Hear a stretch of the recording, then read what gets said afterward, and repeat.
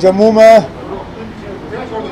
राब्ता का दफ्तर खुला क्योंकि कश्मीर में जो एक पायलट के तौर पे हमने शुरू किया था,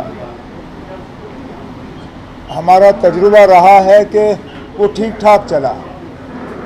वहाँ लोगों के जो मुतालबे हैं, मुश्किलात हैं, प्रॉब्लम्स हैं, रिप्रेजेंटेशंस इकट्ठा करने का एक तरीका बना। उसको ऑनलाइन ऑफलाइन दोनों तरीके से जो है वो चलाया गया और ठीक चला। मतलब एक कोऑर्डिनेटेड तरीके से वहाँ पे जो अफसर उसमें काम कर रहे हैं उन्होंने लोगों को जो है एक अच्छा रिस्पांस दिया। मुझे भी वहाँ जाके डेलीगेशंस और इंडिविजुअल जो लोग हैं उनसे मिलने का मौका मिला। जब श्रीनगर में ठीक चला तो हमने सोचा जब श्रीनगर में ठीक चल रहा है तो अब वक्त आ गया है कि जम्मू में भी शुरू किया जाना चाहिए। तो आज जम्मू में राब्ता का दफ्तर खुला और मेरी कोशिश रहेगी कि बीच बीच में मैं यहाँ आऊँ। हालांकि फ़िलहाल दरबार जो है नवंबर तक श्रीनगर में है, लेकिन उसके बावजूद बीच बीच में मैं कोशिश करके यहाँ आके लोगों से मुलाकात करता रहूँगा। किस तरह से लोग आना चाहिए, किस तरह से यहाँ अफसर तैनात होंगे।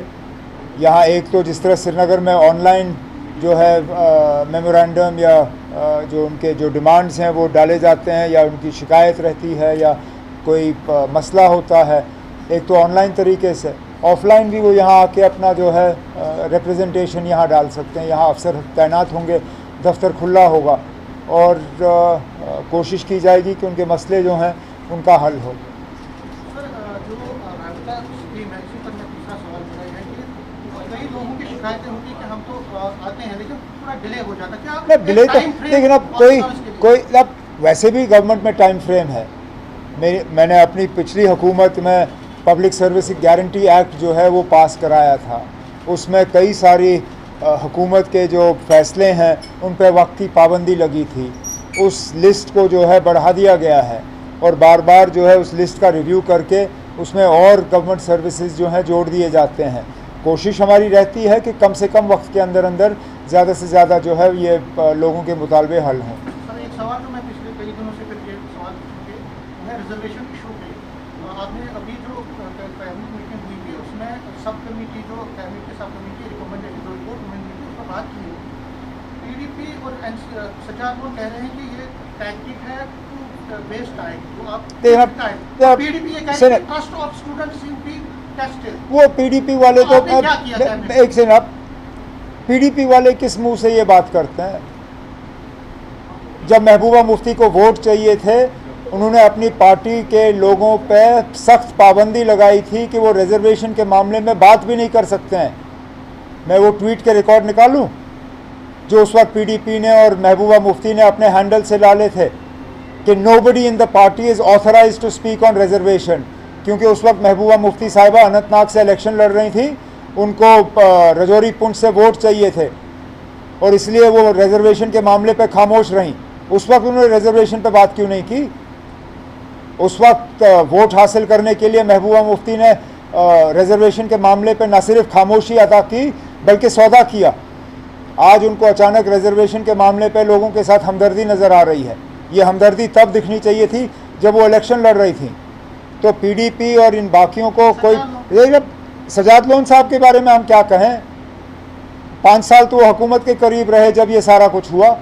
हम लोग तो बाहर थे, हम लोगों को सरकारी मकानों से निकाला गया, हमारी सिक्योरिटियाँ कम की गई। वो तो सरकारी मकान में बैठा हुआ था, हुकूमत के करीब था। उस वक्त उन्होंने रिजर्वेशन के खिलाफ बात क्यों नहीं की? देखिए ना, अगर मुझे वक्त ज़ाया करना होता मैं 6 महीने और देता सब कमेटी को। आप क्या करते?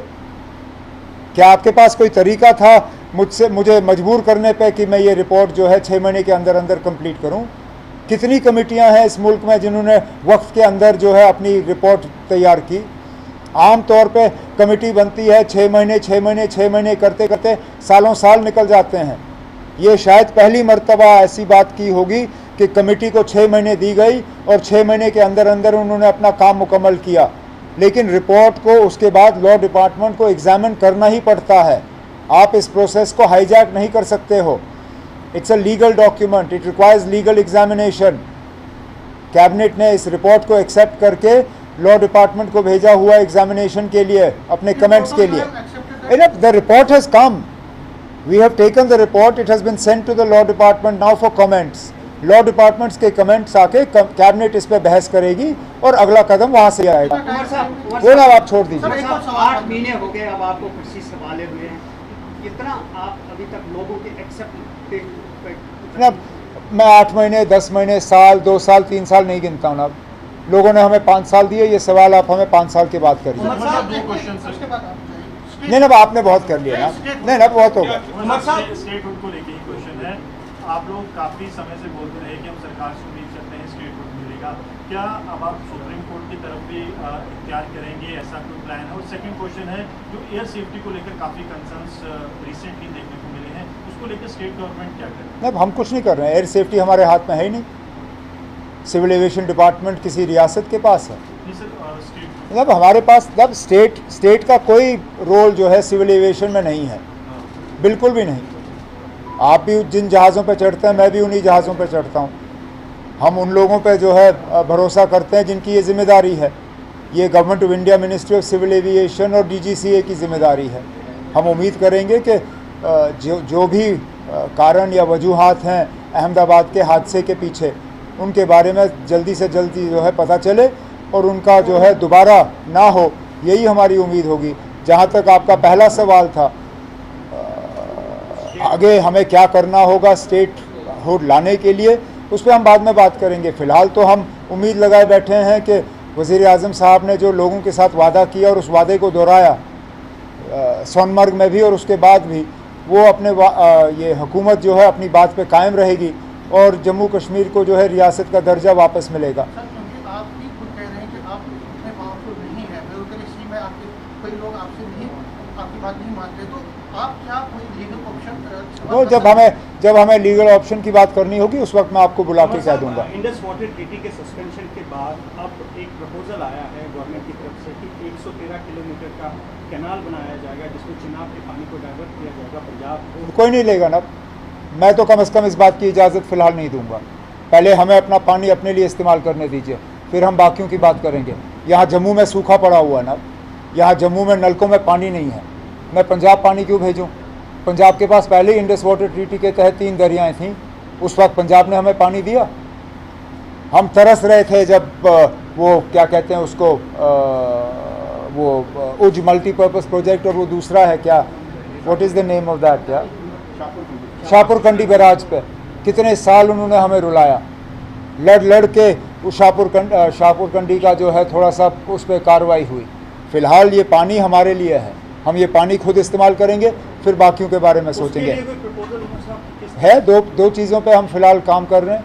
एक तुलबुल नेविगेशन का जो बैराज है उस पर दोबारा काम शुरू होना चाहिए और अखनूर से पानी पंप करके जम्मू शहर तक पहुंचाने की बात होनी चाहिए। सर, इजराइल और ईरान का जो एस्केलेशन हुआ है, इसको किस तरह देखते हैं? ये अच्छी बात नहीं है, कहीं पे भी जंग हो तो अच्छी बात नहीं है। और ईरान ने ऐसा क्या किया अचानक जिसके बुनियाद पे इजराइल को हमला करना पड़ा?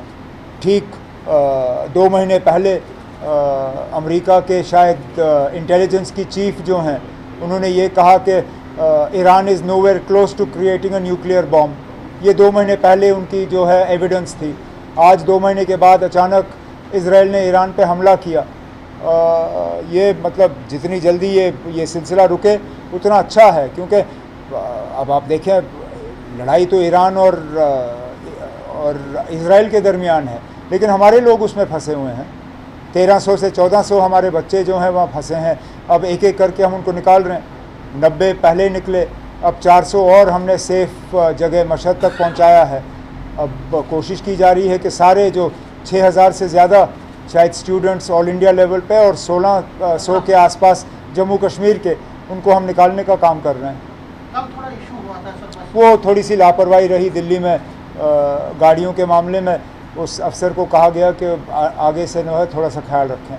जैसे ही ये बात हम तक पहुंची, हमने सही अच्छी गाड़ियों का इंतज़ाम किया और उन बच्चों को हम वापस ला रहे हैं। सर, शशि थरूर ने एक स्टेटमेंट दिया, उन्होंने कहा कि कांग्रेस में उनके साथ कई लोगों के डिफरेंसेस हैं और इसमें बाहर गए थे, तो क्या लगता है अब ये कांग्रेस का अंदरूनी मामला है ना, मुझे उससे कोई लेना देना नहीं।